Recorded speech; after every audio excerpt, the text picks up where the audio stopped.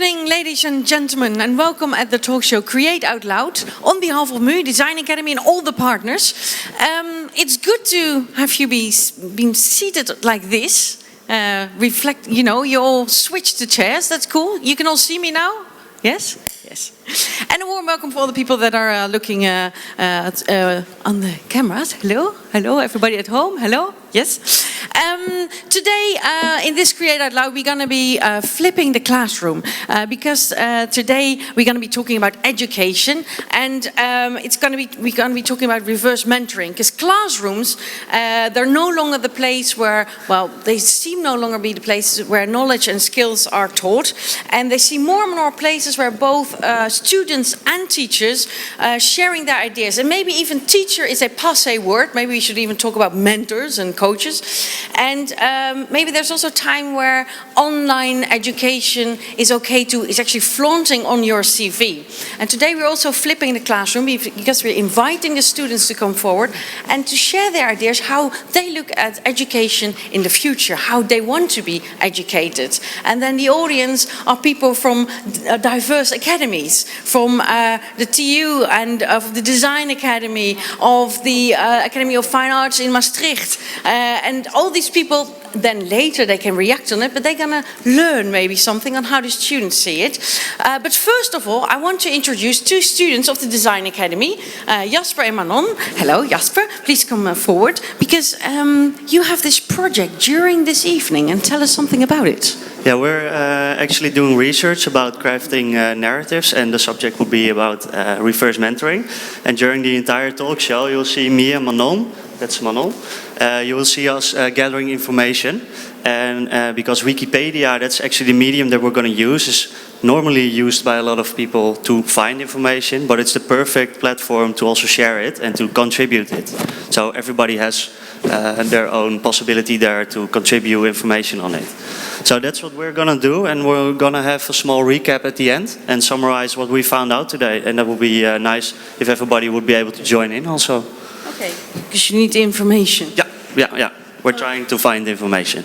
Okay, during the show I want to provide you with this information, so I'm going to check sometimes with you if we're doing okay. Yeah, especially, and this is the first information we found on the web, and it's really all about being productive in your company and having millennials feel part of the company. So we want to skip all this information and try to write history with you guys, and let's see if we can make a step for it. Thank you so much. Yeah, all ready for writing history in the future. First of all, we're going to start with somebody from a butterfly from the Caribbean, from Guadeloupe. His name is Alvin, and he studied product design in Paris, and he's now discovering new processes at the Design Academy. He actually went there because he wanted to shift his vision on new processes at the Design Academy. Yes. And the floor is all yours, Alvin. Thank you. Hi, everybody. So yeah, as you said, my name is Alvin, and I will start by saying happy birthday, Martina. Yeah. When I studied product design in Paris, I just realized that I felt like a pastry maker making products for diabetic people. The industry, they don't need more products, in a sense that there is so much already going on that we just have to shift the system, and it starts with education. So I chose education because I think if you want to solve problems in a way, you have to look at the source, and the source is often human behavior, and human behavior, therefore, education. So now I'm going to talk maybe why how I see the future of design education, because that's the focus tonight.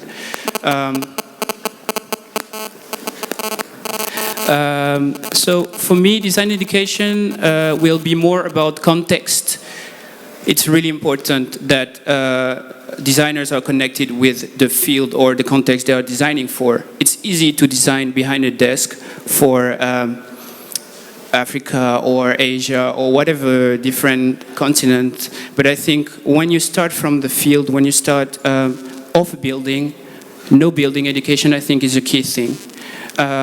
And in that sense, do you have the picture I maybe shared? No? Yeah. Yes, this picture. Okay. for me, this represents my vision on design education. It comes from Dead Poets Society, and it's Robin Williams is within the classroom looking at a student. And I think it's a key thing when you're talking about education, because if you are off context of building or even in context in building, the teacher or mentor is becoming a reflector, is just wiring, sucking the information from the students and rewiring it. It's become a connector. And in that sense, it becomes really important for in a off-building context, for instance. Also, I think design education tomorrow will be a lot about research abilities, how to research. Google is nice, it's easy.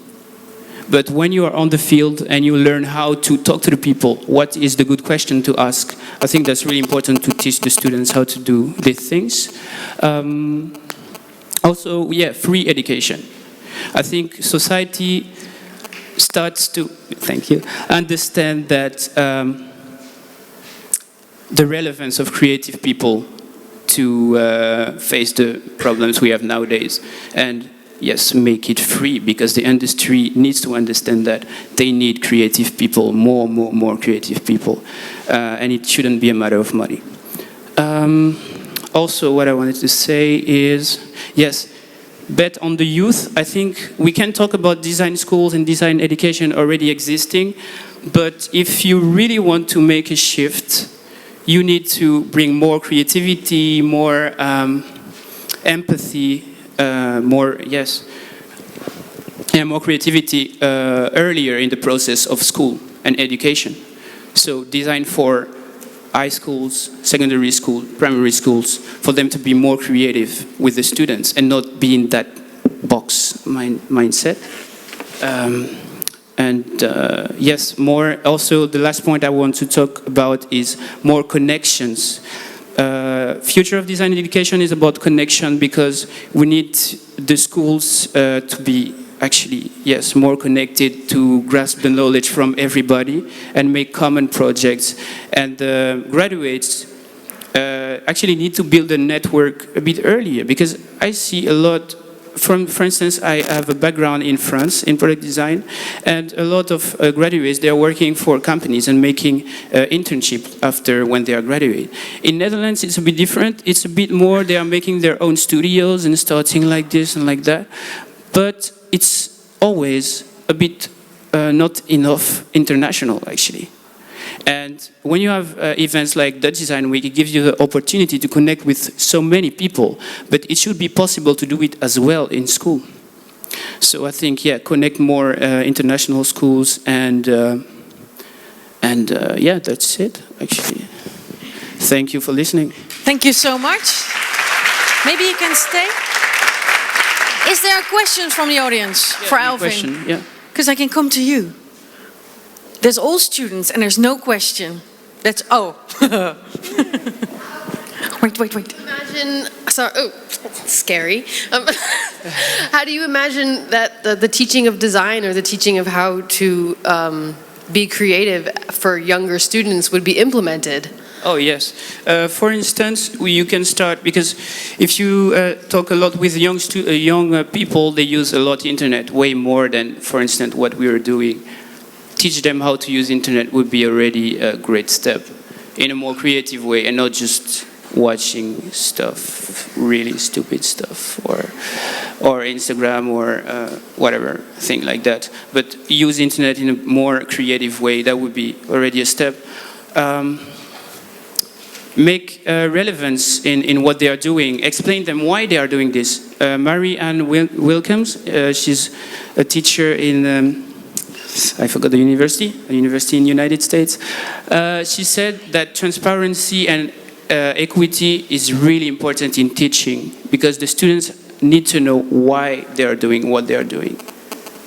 And I think it should be more like that on a lower level as well, like for primary schools and whatever. Yeah. Thank you so much. Alvin Arthur.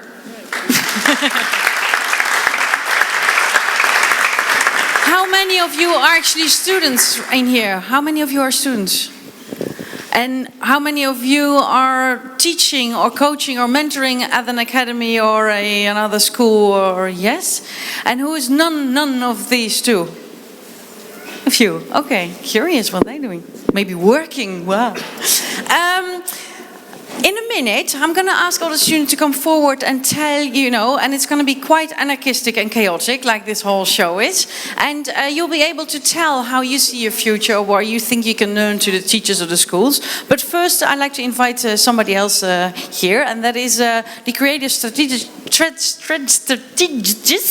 It's a very nice word, of Thinkwise. And he's an easy name for me, because it's the place of my birth. It's the Fedor Hagenaar. Hey, somehow he's calling, hey, Fedor. Hi. Ja, creative strategist. That's the word. Strategist, ja. Ik zit er helemaal naast. Okay. We invited you to tell something about, because you're all working on reinventing learning, and yes, you want to, let me take you to the spotlight. No, well, rather not. Fedor. Okay. Fedor. Yes, there he is. Thank you. Yes. Hi, everybody. This is Fedor Hagenaar. And you're all, with Thinkwise, you're all reinventing learning. And you want to do that with the heads, with the IQ and with the heart, the EQ. That's probably where the Q comes from. Yeah. Yeah. That's true. And what do you mean with the heads and the hearts? How do you do that? Yeah, so what we do, well, our payoff is we reinvent learning, and that's what we try to do in most of the cases. What we actually do is we design corporate education. Oh, that works better. Education programs.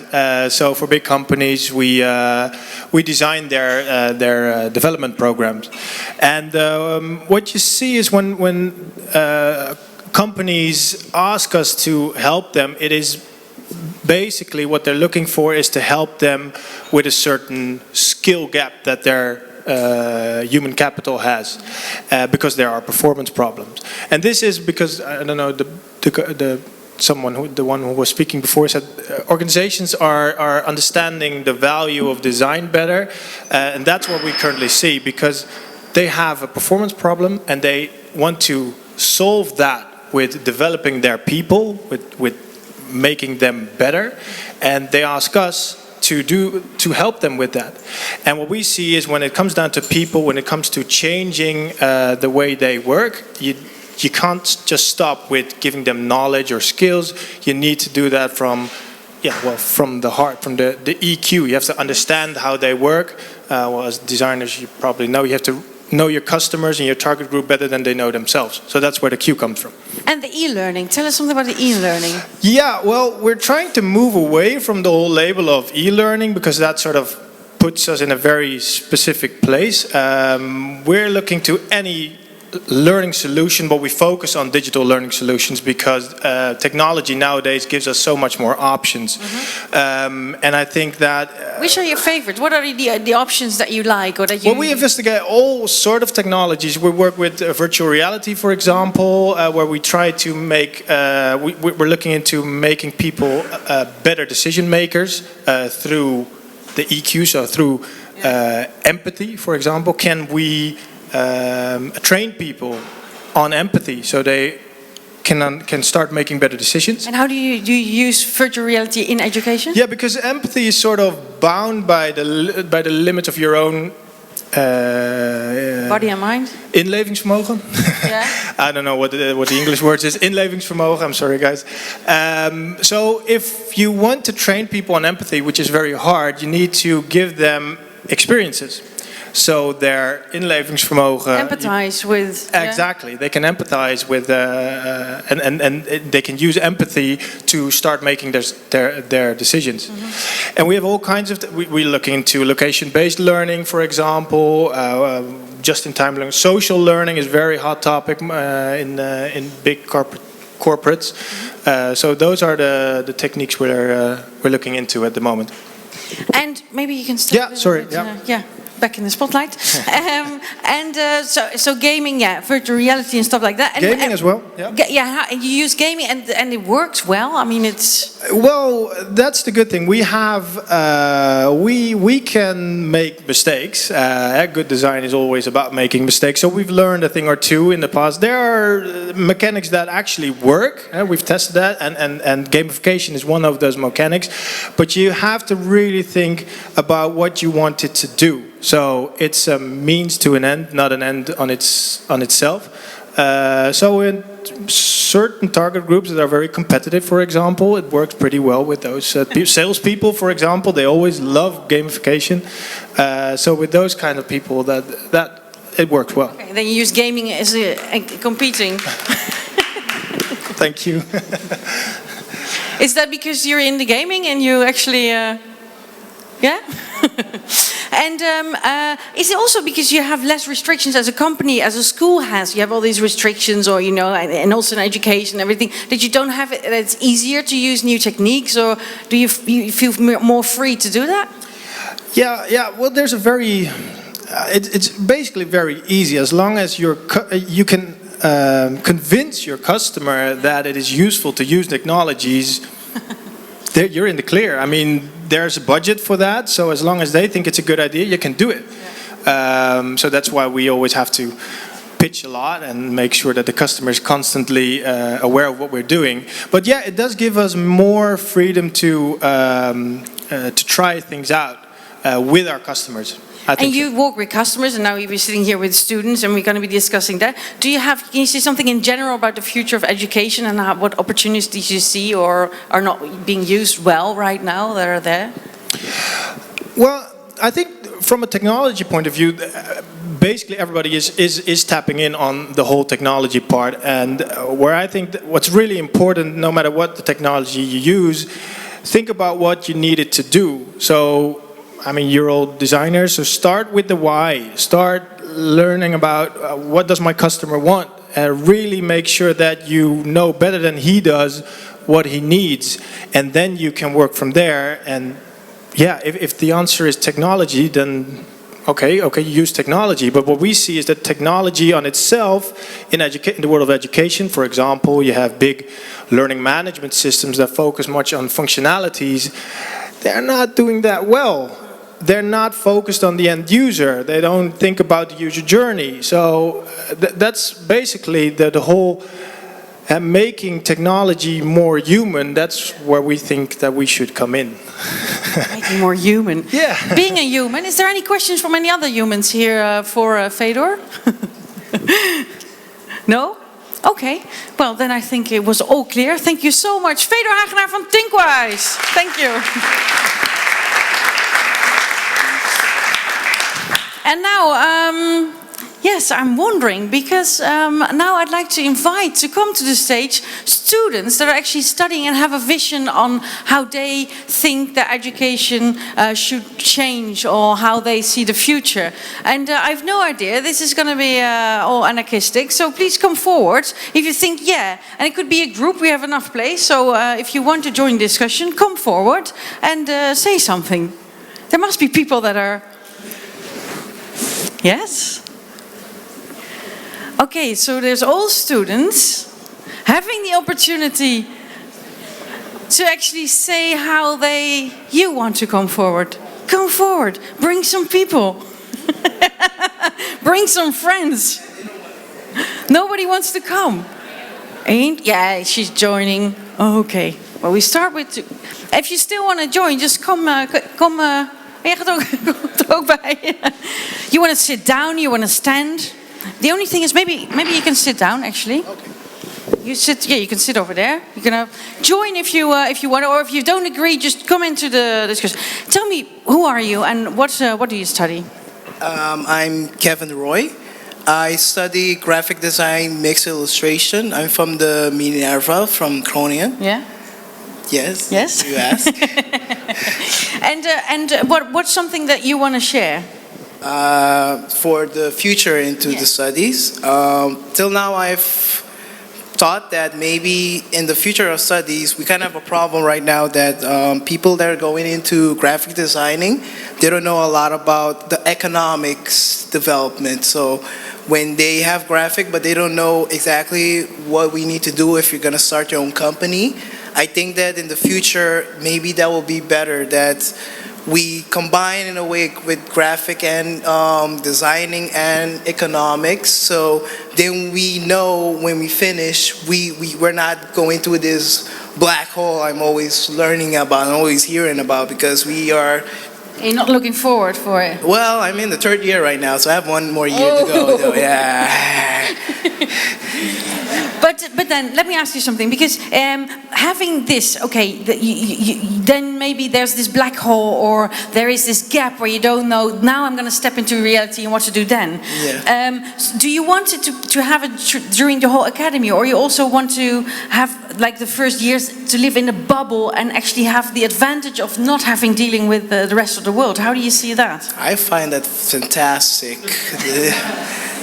What, the bubble, or what do you find? I had the bubble and everything. I don't have to worry about that. I think, yeah. But I want, but I think that more. We still have a problem that I think it was just like the last guy said, that we're not very connected to our surroundings in a way. We're a graphic design, we're creative people, and we need to get more connected with other people, because still now I only see like other schools kind of going into this Dutch designing week, but our school hasn't gone into this. They don't even know about it. Well, they... How come? And so you're the only one actually from your school, or what? Well, actually, they give us information about it, so yeah. Oh, you're also from the... Yeah. Who are you? Well, I am not actually from that school. I'm from Spain. I'm an exchange student, but I am also studying with Kevin at Minerva Academy this year. And well, I have to tell that here in the Netherlands, the education is way much forward than in Spain, talking about design. But in what way? In what way? Actually, the main difference, I think, is that here people really value design. Like people, they really think that it's important, and we designers are much more valued as a professional. Okay. Yeah. And but actually, I agree with Kevin. I think we need to get more into reality in schools. Like, for example, when people study, for example, medicine, they really get into a hospital and work there, and that's their classroom, actually. And I think that could be interesting for us too, because we won't have to face that black hole when we finish our school. When you finish, you're like, now what? Yeah. So you also want to have more learning by doing in the actual world. You want to have that more incorporated in the education. Yes, I think itself. I think that's the most useful thing we could do. Okay, so you both agree on that. Yeah. Okay. I'm going to check out who the guy on the other side is. Hello, who are you and what do you study? Hello, my name is Boy, and I'm a trainee at Spark. It was. Oh, you're a trainee. Yeah. So this I'm is actually. a student version. Yeah, I'm sorry, but everybody was staying on their seats, so I thought I have to go. Can't leave you guys alone. You can say something, but then as a student, when you were still a student, and it's not that long ago. I graduated last year, and maybe it's gonna be a boring discussion because I totally agree with you guys. I'm sorry, but I remembered when I graduated from my study, organization studies. People said to me, "So now the real learning begins. You go into the big world, and you're really gonna learn." And actually, your black hole. That was your black. Yeah. So actually, I thought that's pretty strange. I'm graduated from school where I have to learn, and then people say to me, "Okay, now you're really gonna learn." So yeah, that's what you said, I guess, to get into real life before you graduate, and connect what you're learning at the moment to reality. So that's what you all agree on. I also want to, you want to, yeah? Come here, sit here. Who are you and what do you got to say? Oh, my name is Janae, and I'm actually from a design, well, it's not a design school, it's a university in the United States, but we have a very small design program, And I think we are the opposite. We are very much trained to go into industry and work really hard and make things for as fast as we can for as little money as possible, and very Real much that world. way. Yeah, real world. And so my classmates and I always talk about how we wish we had a lot more, theoretical, philosophical, less pragmatic kind of design instruction. So we're very much the opposite from you guys. We need to combine it, right? We need a combination. Find something in the middle. So I think, from my perspective, I would love to have a much more international approach.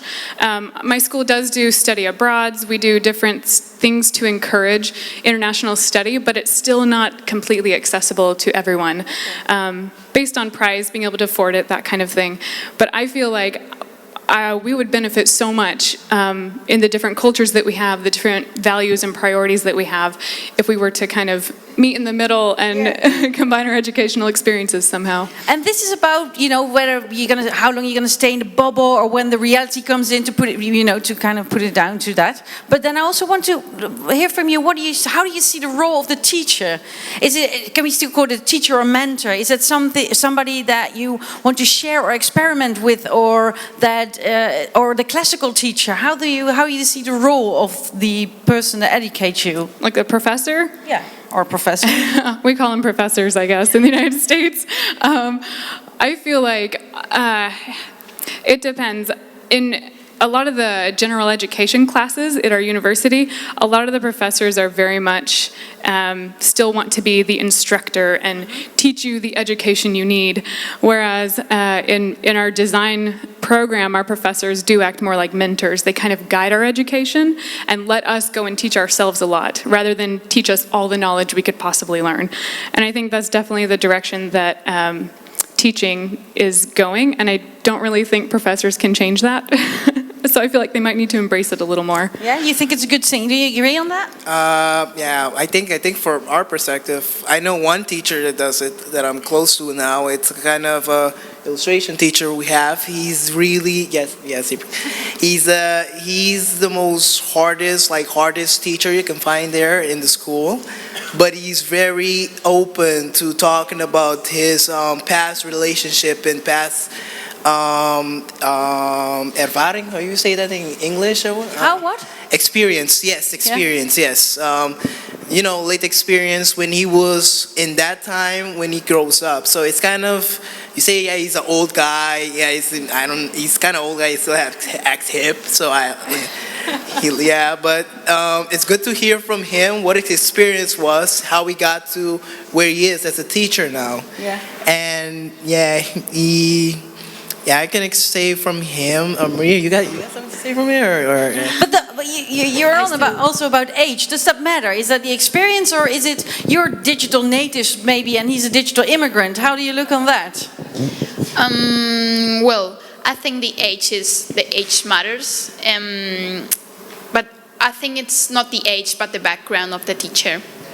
So it doesn't matter if the teacher is old or young. The thing is, what experience does he have or does she has? That's the problem, actually. If I can add something to that, I remember my a year ago. I remember my coolest teachers, or the ones that I connected to the most, were the ones that also were part-time teacher and part-time working in the field that they were teaching in. So they could really link the theory to what's happening in the field, and so the connection to reality for students, the importance of that. I think it also goes for the teachers. Yeah. So that's something that you learn of, and that's really exactly. Yeah, experience you don't get. Yeah, you want. Well, we have these young teachers, but yeah, they do what you said. They link to the now how they have it, that their works. Sorry. The links to the works too. But the thing is, I find that they're not really that involved with us in a way. That's why I mentioned the other guy. He's more involved. He works at Amsterdam. He's doing illustration in walls and fabrics. What you can imagine, he's a big time illustrator, but he's really bringing his environment. The younger ones are they're very too busy, like kind of like us as students. They're really busy at all, and so sometimes they do give us that assignments, but sometimes they don't. They sometimes they're too busy in a way, and I can't blame them for that because they are doing their studies and they're learning in the ways. But I kind of find they're missing that. They're not really hands-on with the students anymore. They're always busy. Interesting. Is there any? Yeah, you want to add something? Come here. Here, sit next to. Yeah, Kevin. Okay. Well, I studied in Italy and then here, and the approach that the teachers have with you is completely different. Because in Italy it's like they are these kind of professors, old style, super strict in a way, and you feel a student and they treat you as a student, and they don't push you in being self-confident.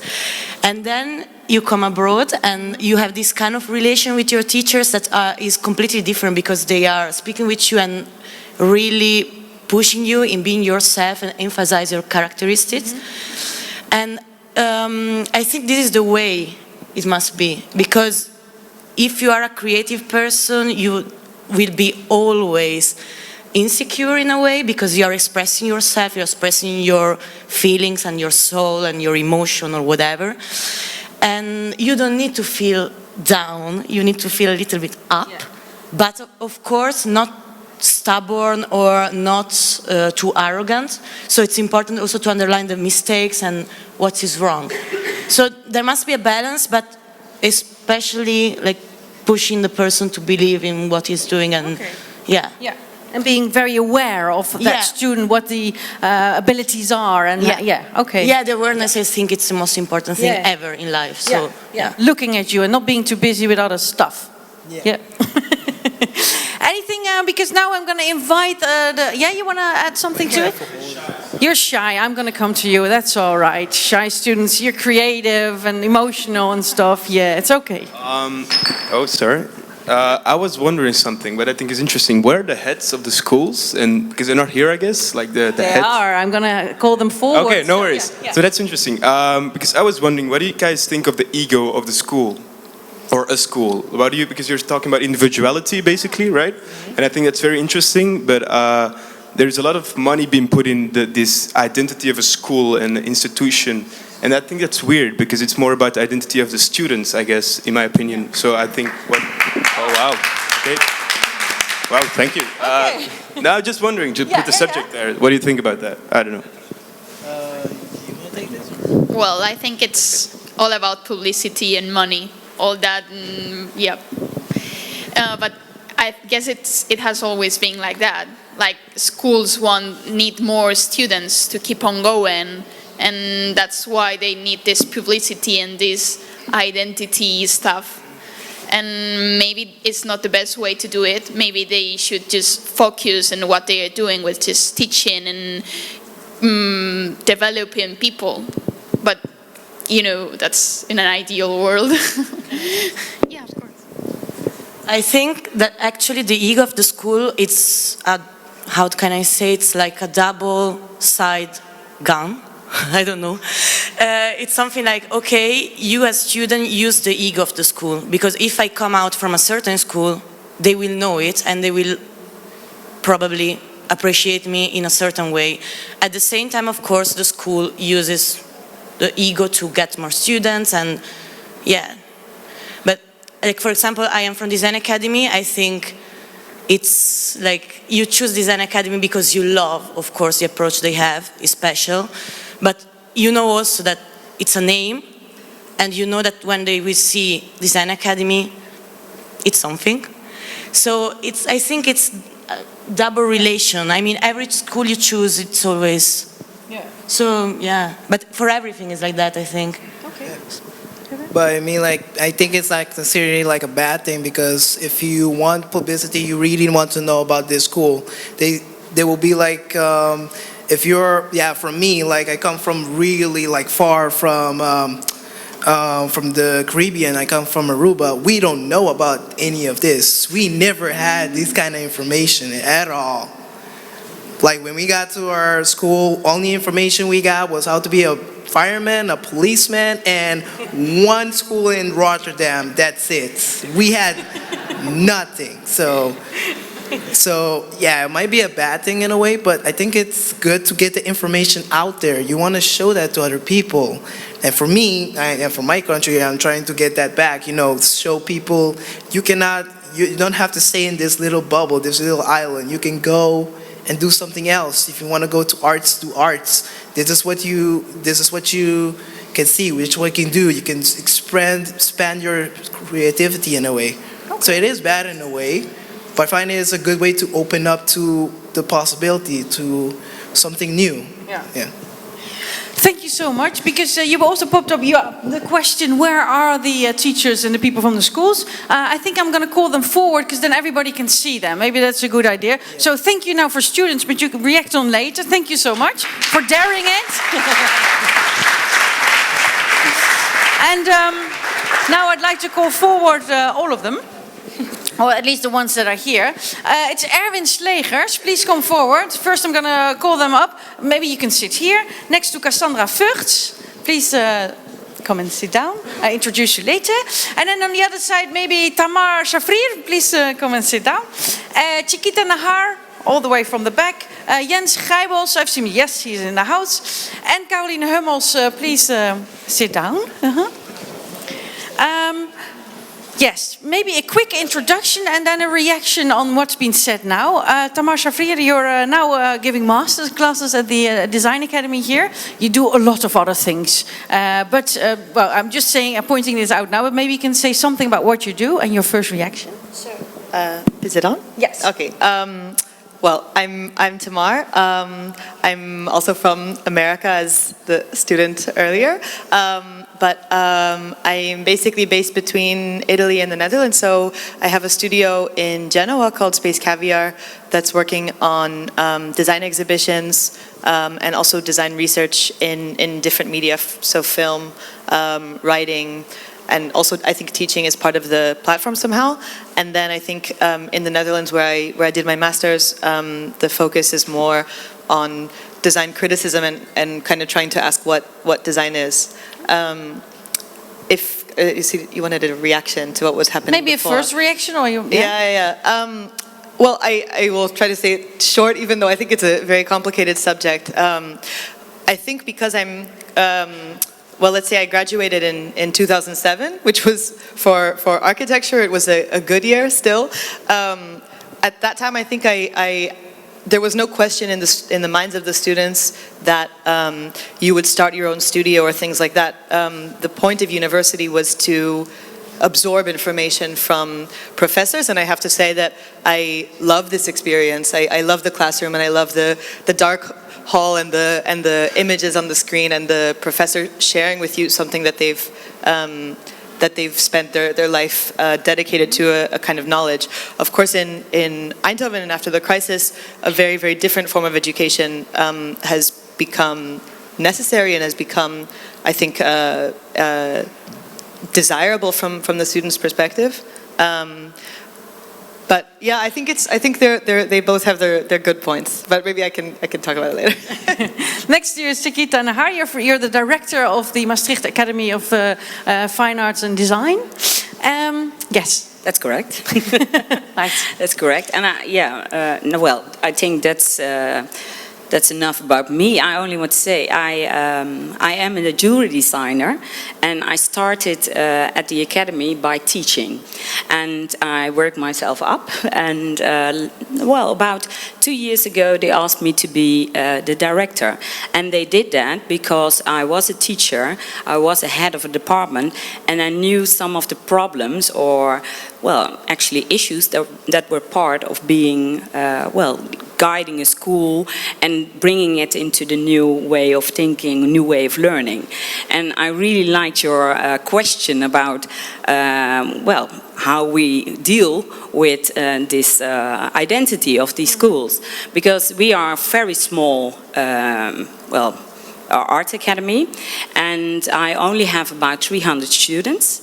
And for us, it's very important to focus on the students, and that's my goal. So I started only 2 years ago, and that's my goal, to start with the students, because I think, of course, I also learned that I have to deal with criteria, political issues and so forth and so on. But it's very important to start with the students. So I was very interested to be here and hear what the students have to say. So, but I do agree with most of the things that you said. It has to. It's all about connection, about awareness, and we, as we call ourselves MAVOT, we facilitate.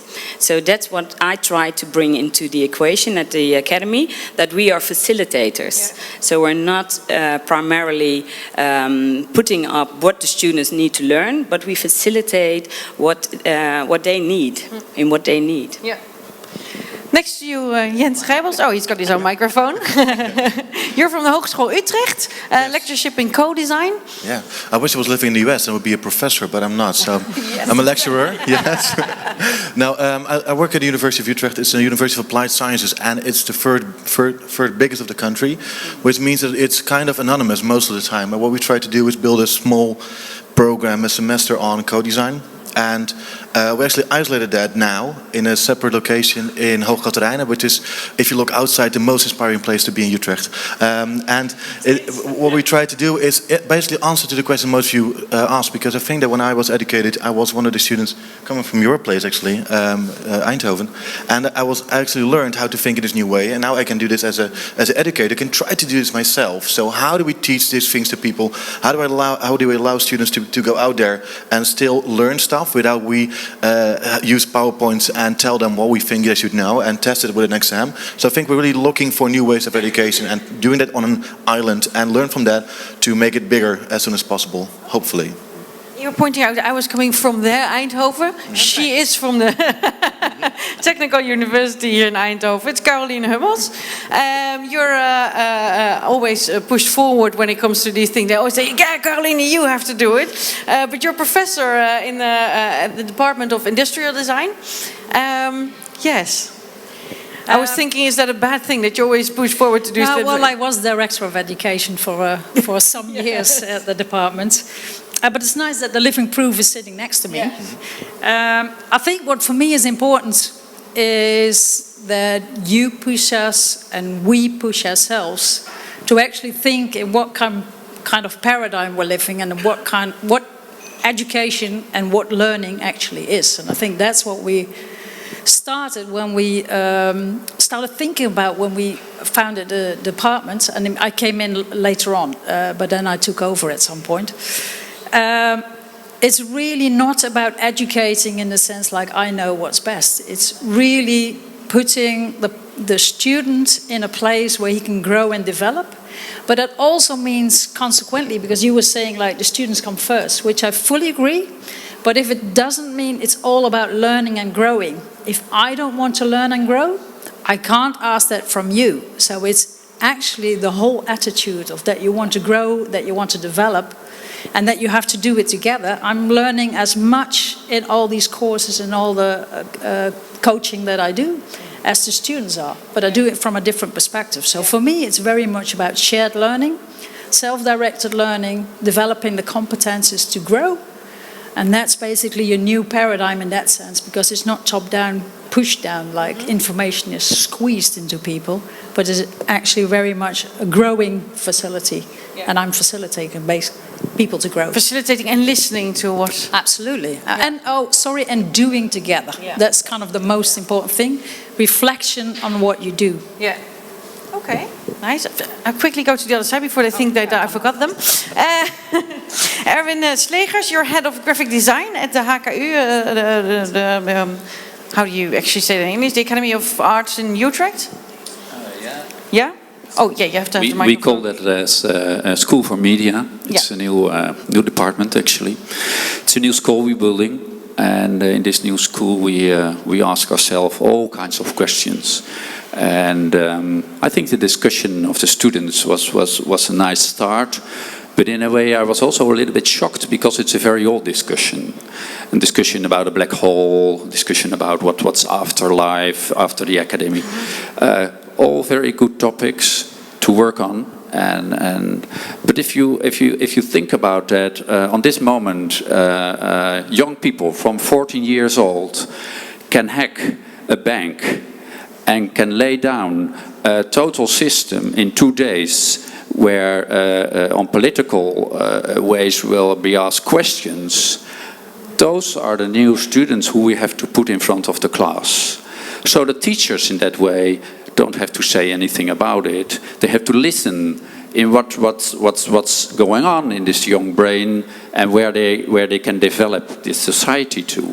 And that's, for example, the way I look to education, that there is a bigger change on the back of our perspective than we are working in art schools and change it all a little bit in making a little bit a new stream or a new stream over there. But I think it's going to be radical, and it has to be radical. Otherwise, we're losing track, and that's how I would put in the discussion, because the discussion is very polite, actually. But I think we have to break that open. We have to. The future is very near, even, and if we're not there, it's gone. That's my point of view. Okay. You have another question, or? Yeah, I'm going to come back to this. Yeah, I think I'm going to come back to this. But first, I want to introduce the lady sitting next to you, Cassandra Vughts. You're from the Spark campus, and which is in Den Bosch. And maybe you can tell something about, for the people that don't know what the Spark campus is. The Spark campus is actually an innovation center to get innovation in the built environment. And so it's not really a school or an education, but it's trying to mix people actually to solve societal challenges. And I think the radical change is really interesting, because the thing that I run into is that we have to solve challenges regarding sustainability, for instance. And what we need is a multidisciplinary or interdisciplinary teams. So actually, for me, it's very, very difficult from the outside of the educational programs. Is we work with the Design Academy, we work with the TU in Eindhoven, we work with Avans. Is that you're connected to a department or to an academy. Well, the challenge actually needs the connection. And that was already said, of course, by the students, is that they need that connection to the outside world. But maybe also students from different departments to actually co-create and co-design. Because, maybe it's very simple, but from a creative point of view, you have probably a very different understanding of sustainability than a technical student has or an entrepreneurial student has. And I think actually combining those strengths and talents may actually help. But the current system in education doesn't really support that. So what we started with Spark is actually to start the Spark Academy to actually combine those talents and competence you have to actually solve challenges we face in society connected to the built environment. So, yeah. But then, because you said, is there a question, Erwin? Well, in a way, when you say this is an old discussion, I mean, there's nothing changed and the future is so near. What do you think? What's the first topic we have to talk about then, in your opinion? I think we have to connect all those education, we have to connect that to social skills. So we have to bring back the awareness of our social problem and the society we're living in. And education have to be part of that, have to be in the middle, in a way, have to connect. Instead of that we are back and building a kind of cloister, as we used to do, a kind of cloister, and for 4 years you may be working over there with no input from outside. I think it's very, very important that we open up. And then from the beginning, from the first year, or maybe have a bubble for like a year or two, and then how you see that? I think from basic school on. Because now we're talking about university level or academics, but I think there's a whole process in front of it. And this process in front of it is middelbare school, middle school, high school. And I think what's happening over there is that creativity has no place. And that's a very poor way of looking to society, because I know it's there, everybody knows it's there, but it has no place in education. And if we are willing to open up this position of education and creativity, we can go on much faster and much deeper in the kind of setting we are in the art schools in the end. Yeah. But we're totally on the end. So, do you agree on that? Yeah, I think it's very nice, because I just received a letter from a girl who is 7 years old in the south, in Maastricht. They did that as a project, and they invited young students to write letters to all the education institutions and tell them what they wanted to learn. So I agree with you. We have to start way earlier than we are at the end of the education. It's starting with the young ones. So I agree. Is there any questions from the audience, or something you want to know, or you want to discuss about from the students? Now that they're all here, you can say something. Yeah. Hello. Yeah, I want to know, how are you gonna, make students come to your schools in the future? Because it's getting so everywhere on the internet. How is your schools gonna be so unique that we have to go there to develop ourselves in the direction we really want to? Because I hear a lot about talking about we have like growth house. For me, a growth house is where you have a lot of plants and we're all individual plants, but you try to give them the same sun and rain, so they all grow, but they all grow the same speed. You know, it's like the individuality is not, for me, is not, as I see it, not there yet. Like, how can we push us? How can your schools push us in the future to grow more instead of just being a collective growing? Because that's important, but I also see like the individuality as the most important way to grow now, because the future is so competitive.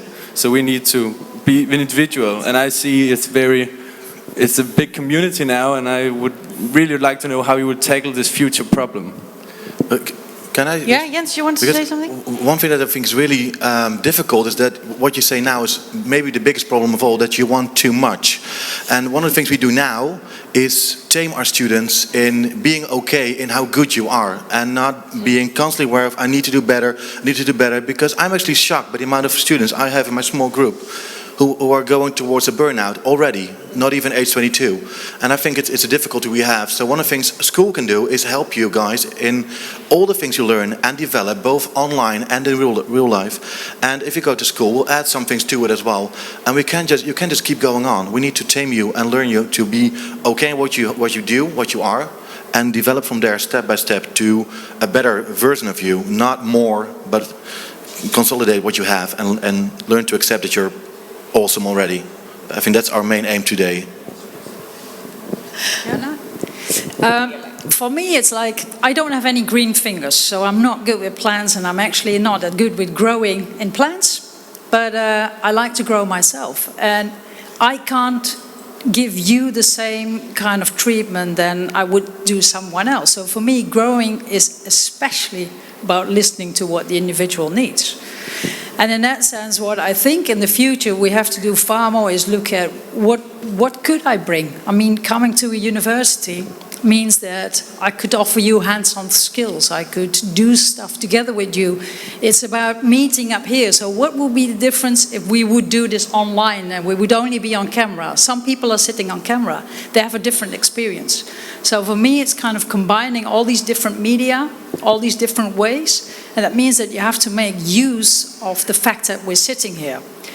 Actually, we are a bit brave. I'm not brave. I mean, a bit kind of, we're all sitting here nicely. We're actually not even making the best out of the situation that we're all all together here physically. So we could even exploit that more. And I think that will be the extreme far more in the future, that we make use of the setting, of the environment, of the different people there. You bring all your expertise and different. But that means that if people are online, they can do other stuff, because now they can connect to the other part of the world. They can connect to other cultures, they can connect to other experiences. And I think that's kind of the thing that we want to grow, is how to mix all that so that you as an individual can grow, I can grow, everyone can basically grow, but using the social situatedness and using basically all the skills of everyone around physically or kind of digitally. How you want to take more advantage of the situation that we're now all here and connecting and... Well, the fact that we're just sitting is rather stupid. I mean, it's sorry to say so, but I mean, we're very polite. It's almost, I was sitting there.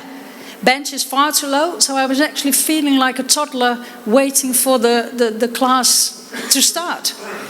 If I would be sitting around, if we would have to chat, if we would all have a beer or something else to drink, the conversation would be different. And I think that's the thing that we can also use in education. Why all be in these benches, sitting nicely, talking, listening? There are far more different ways that we can engage, that we can learn from each other, that we can empathize, that we can do hands-on stuff together. I mean, this is actually, it's funny because we had this thing up here trying to figure out how do we sit actually. I mean, the bench is too small, so that means that now after 15 minutes I feel comfortable of putting my hand on Jens. In the beginning I thought like, oh, I have to lean kind of this way because this is what you get being sitting together, and it means that Jens and I will have a different relationship simply because we're sitting together. You're empathizing now as well. That's cool. Yeah, I can see it. Yeah, I can see it growing. But there is a bar. We're going to be discussing this. And actually, I now see we're running out of time, which is ridiculous because, you know, it's only the start of a discussion. But then we will continue it in the bar. Is there something that you really want to say before we're going to take off our clothes and go to the bar and discuss it? Yeah, I have one. I might actually change the perspective a bit, I think that the point you made is very interesting. It's very good, but I think it actually points to a little bit of somehow the problem about so much discussion about the framework of education, that I think in a way this benefits the people who are employed by the education system, but in fact, it's not necessarily so useful for students who are in an education system or, for example, in a debate for a very, very short amount of time. And this might be a particularly American perspective, but I would say for your question, remember that for you, actually, you're paying the school, and the school is paying the teachers. So actually, you have the most amount of power in that situation, because if you're not satisfied and if you push them and if you keep demanding more and more from them, I mean, they have to supply that to you. So they have to react to your pressure in a way to be better, to improve as teachers as well. So I think if you're not satisfied, you have to kind of know that in a way you're paying for their attention and they have to give it to you. So be demanding.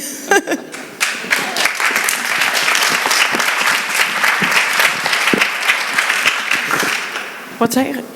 Good point. Yeah. Anything else? Last question, last thing that you think before we go to the bar? I want to say this in the talk show. Yes, a student. Well, student of life, but I'm missing, I think, one important stakeholder, and I wonder who that is. Because I think when the students and head of schools can come to an agreement, there's also a government who might think otherwise. And I don't know if anybody's here, but speak up. No, nobody's here from the government that I know. Will the doctor, the people from the government stand up now? No. No, but the thing is, first we have to agree on this between the students and the teachers in the schools, that we're going to do in the bar. And then we go to Jet Bussemaker and the whole thing and tell her, how we're going to, I think that's the following order, how we're going to do it. Anything from you? Last thing you want to say or point out? Or yes, Erwin? Yeah, I can go on all evening, but talking about Jet Bussemaker, I think she's really interested in new ways of education, actually. And if you have plans and you come with a good plan, there's money from the government, because she sees also that we are on a dead end.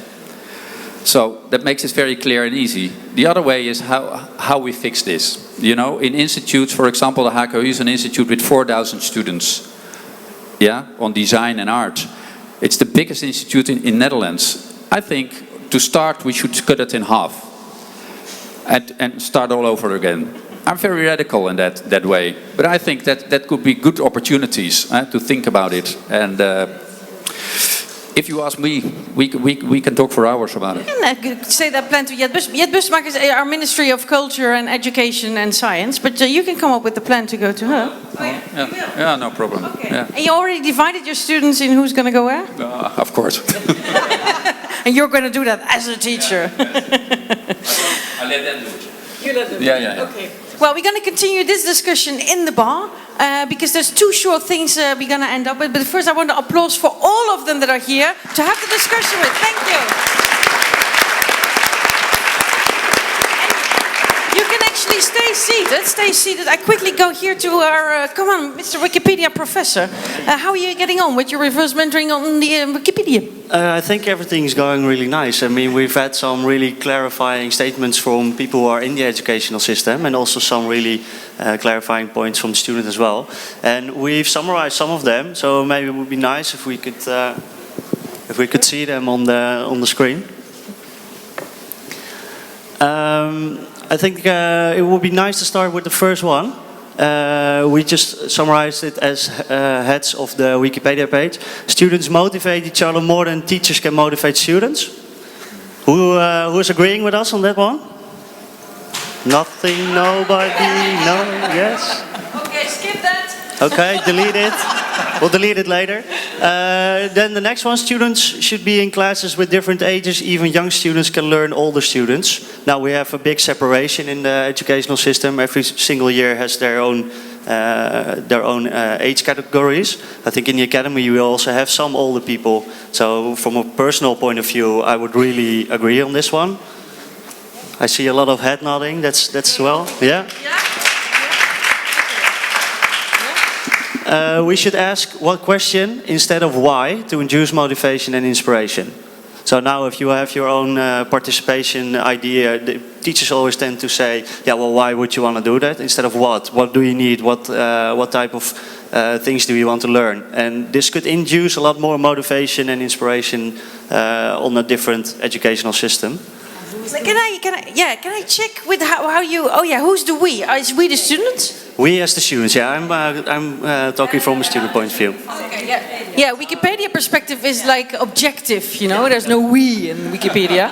Anyways, doesn't matter. Who's agreeing on that one from this side of the venue? Yeah. Hands up. Okay, yeah. And on this side, agreeing, yeah.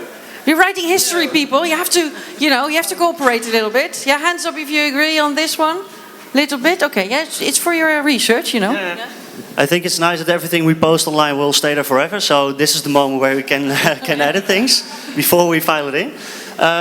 Just to skip a bit more, I think the last one is really nice. Current education suppressing the natural urge to learn.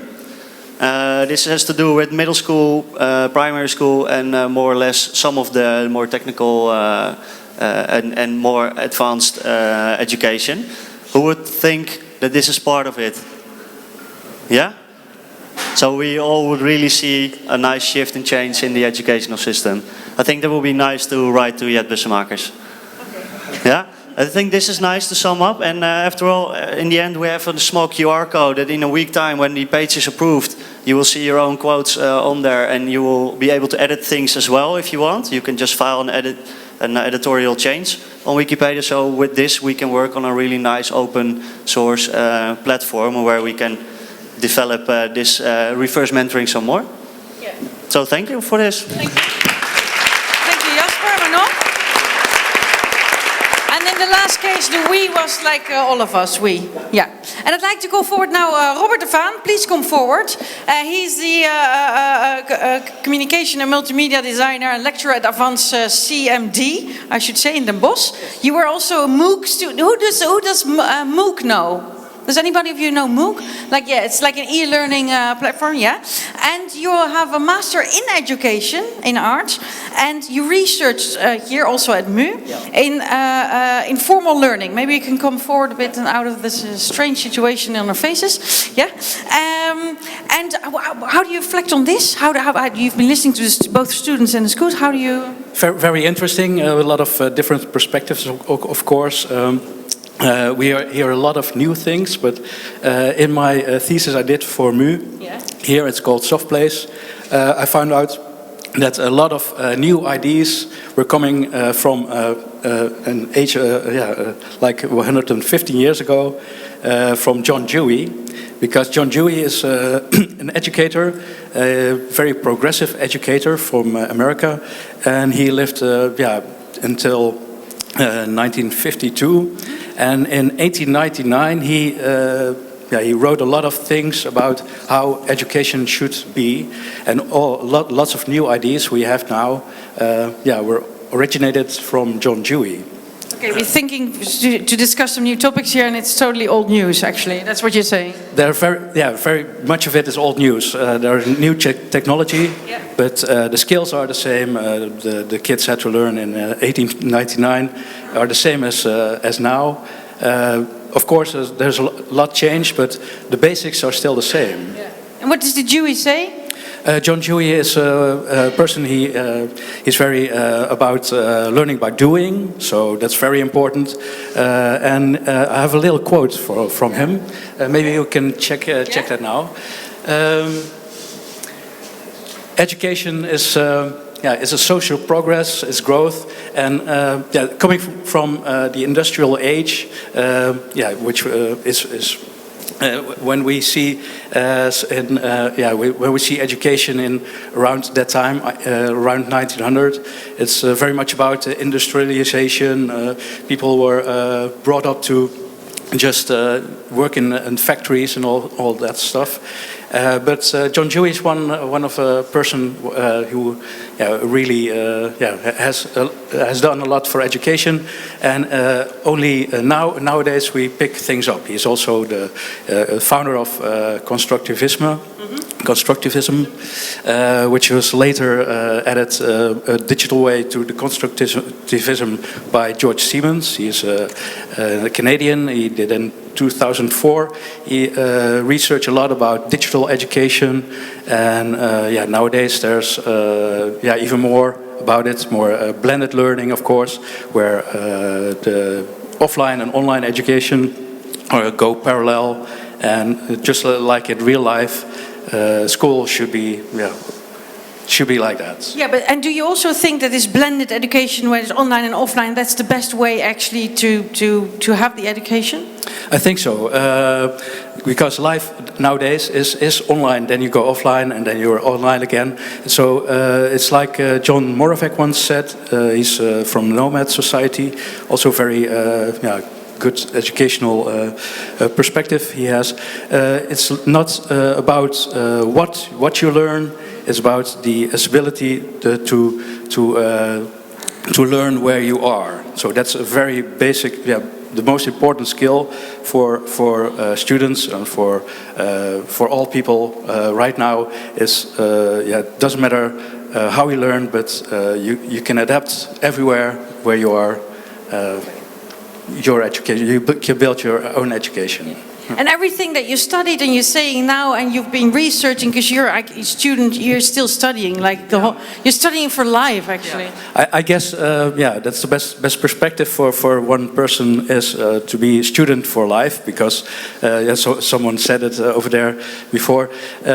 When you're a student for life, when you're a teacher or wherever you are in the class, you also want to learn new things, so it's very important to keep learning, even as a tutor and stay curious. And everything you're saying now, but much more, and your whole research is on softplace.nl. Yes, it is. Yeah. And it's actually free, so you can download it and see check what you think of it. Okay. You can download the whole thesis I did for MU here, and the thesis was about the informal learning community, the digital learning community, play and learn for MU here in Eindhoven. Okay. Thank you so much, Robert de Vaan. Yay!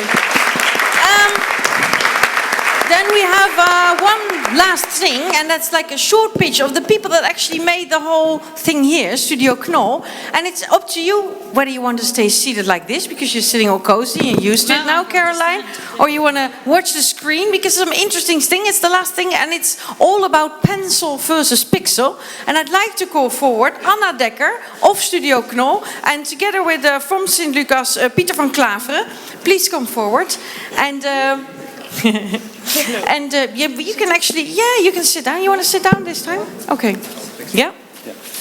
And you're going to be saying something about a project, your project, Pencil versus Pixel, and we're going to end with that. So the floor is all yours, Anna. Okay, I was expecting an interview. I'm quite unprepared now. Shall I interview you? Anna, actually, you're from Studio Knol, and here in Mu, it's not for the people that are on the camera. Come to Mu, and you see you designed the whole space here, the exhibition. Actually, this whole place here in the talk show was part of it, because just before we started, the high seats were at front and the low seats at the back, and then people twist them around in a good way. I was happy with that. You were happy with that? Very happy, yes. But then there's something else, because now we're talking about education, and there is this project that you're going to tell something about. Yes, this is the previous project we did on invitation of Mu as well, in the corner of this space, in collaborating with St. Lucas.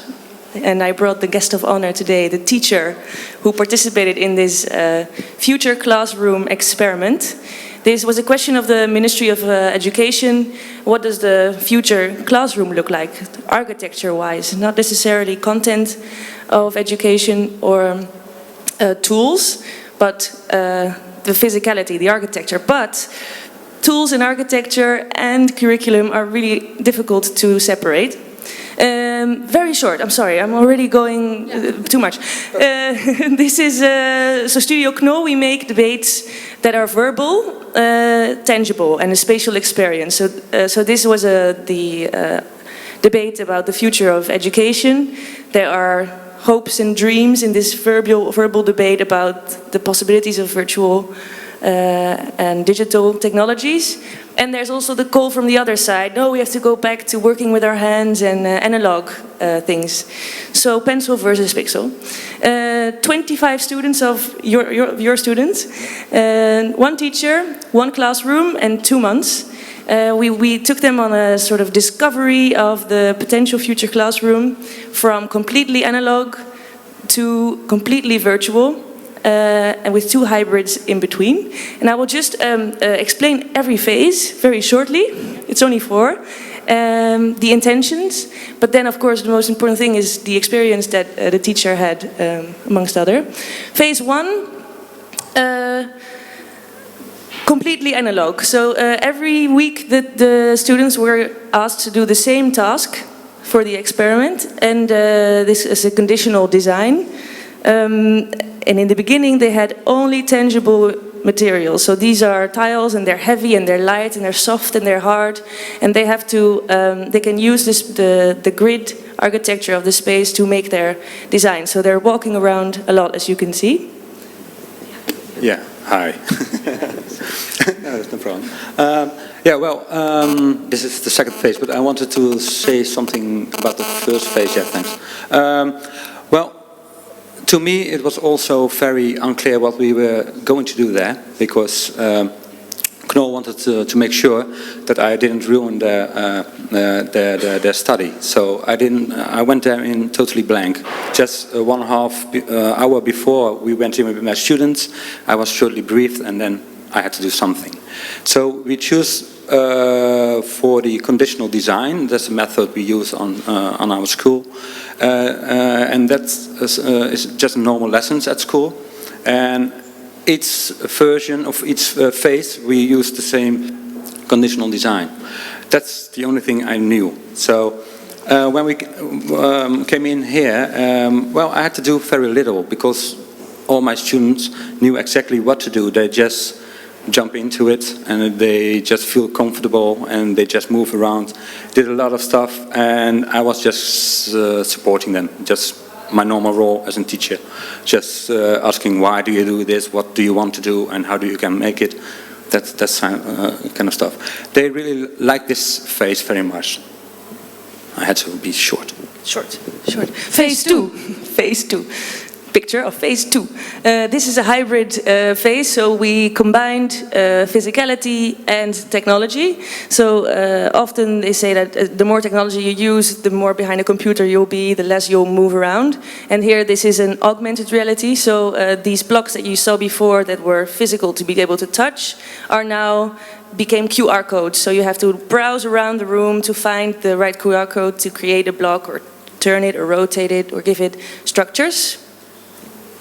Yeah, at this point, again, they liked it, but it was a bit more complicated for them because they had to get a feeling about the new situation they were in. To me, I'm very used to use technology. I'm always at that. So when I look at this, I think, okay, you can do that and all that. But then I forget that my students, they do not use this technology as in this manner.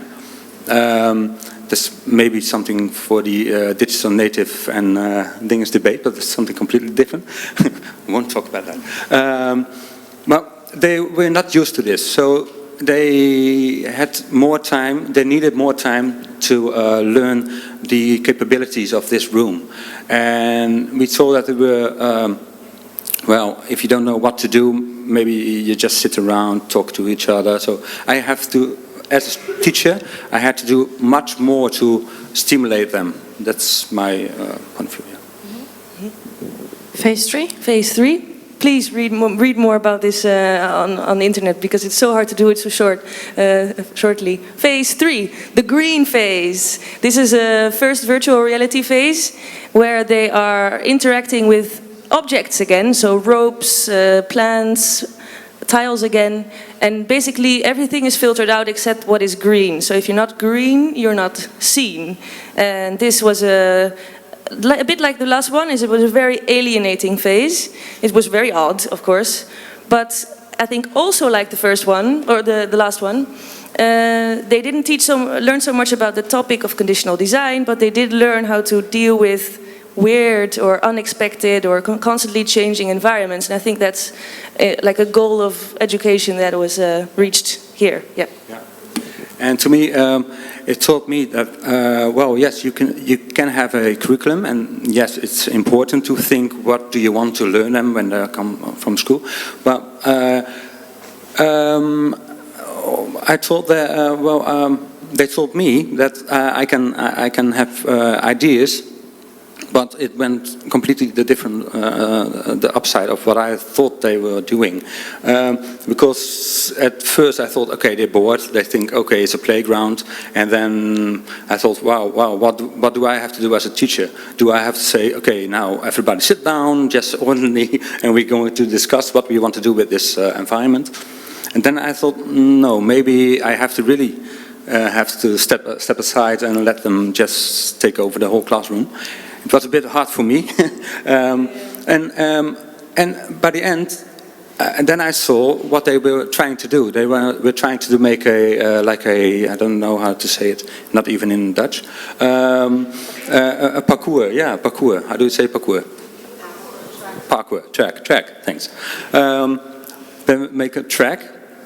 And they were learning themselves how to make the track visible and to give the people who were going through the track a nice feeling that it's not that complicated to do. Well, I see all the faces that I'm just mumbling around. To me, it was very well. This is a pitch, so you have to talk. It was a picture. It was a picture. It is quick, and let's go to phase 4. Okay. Phase 4, complete virtual insanity. They don't need their body anymore to create any design. They just need to shout commands to their partners who are programming them. And they are themselves a block in the 3D same space. One nice data that came out of this, we first, of course, went to the St. Lucas school where they are now in their regular classroom, and they moved around more here than they did in their current classroom. That was interesting. Okay. Yeah, very short. Yeah, to me, what I saw is that in this last phase, completely virtual phase, they were just like the first phase, they were more enthusiastic about what they were doing there. I didn't have to tell them to take a break. They didn't want to have a break. They just want to keep on going. They just want to to develop it. And it was the same as the first phase. So that, to me, well, it was very eye-opening. I don't know how to say that, but because I thought there should be a difference between the first, so completely analog, completely non-use of technology. And the last, like this, completely in the technology and environment. But, well, there wasn't a difference, not in the way they were using it. So to me, well, I learned a lot, yeah. Okay. Yeah, you want to say a final thing? I think we have another picture, but I don't remember what it's of. Can you? It's a picture of phase 4. People that we are looking at. No, so of course, eventually, it's not pencil versus pixel. It's a false dichotomy. It's both blended. Yes. Yeah. Or sometimes so the one and sometimes the other. Yeah, blended. That's probably one of the things in the future, near future, that it's all going to be blended. If you want to hear more about Studio Knol and this whole project, on Wednesday evening here in MU, after the talk show at 8 o'clock, they're going to tell more about this project and all projects they do. But also, well, then you have all the time to do it. This was like supposed to be a short pitch, but it was a bit longer though. But thank you so much, both Anna and Jasper. Thank you. Then I want to say about tomorrow, there's another talk show, Create Out Loud. We're here every day, and tomorrow we're talking about more and more designers are actually working together with scientists. And in doing that, it's an interesting question whether the designer slowly gets the lapdog of a scientist or vice versa. And tomorrow we're going to be discussing that. And we're doing that with a lot of people, amongst them Rob Zwijnenberg, Bas Rijmakers, and also one of the ambassadors of the Dutch Design Week this year, and that is Koert van Mensvoort. So come back tomorrow if you're interested in that. Also, we have a talent pitch tomorrow for students where you can actually, just like you saw now, pitch something that you're working on. If it's something that has to do with design and science, just come to me and maybe tomorrow you're going to be in the show. Haha, tomorrow in Creating Out Loud.